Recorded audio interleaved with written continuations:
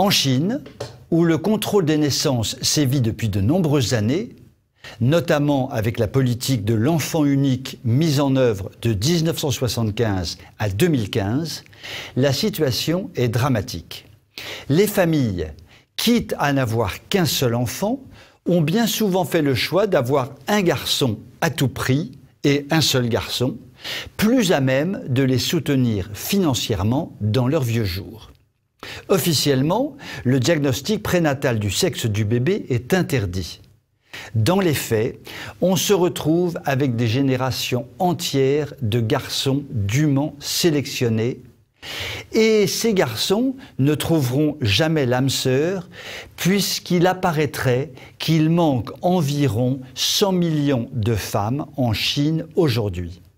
Oui, la situation est véritablement dramatique, puisque pour énormément d'hommes, il n'y a plus de mariage possible, il n'y a plus de famille possible.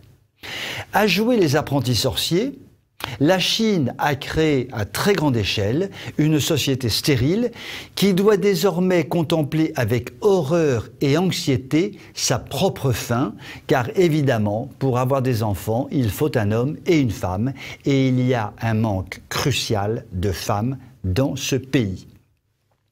Certains hommes sont prêts d'ailleurs à débourser des fortunes pour se trouver une épouse qu'ils vont aller chercher à l'étranger, et ils alimentent ainsi une sorte de nouvelle traite des temps modernes.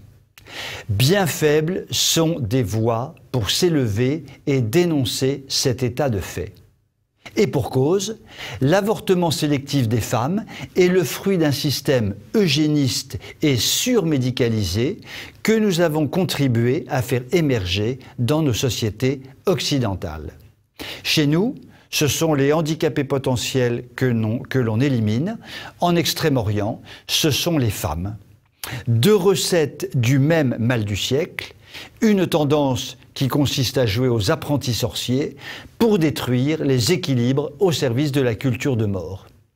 Si j'osais paraphraser Malraux, je dirais « Le XXIe siècle sera destructeur ou ne sera pas ».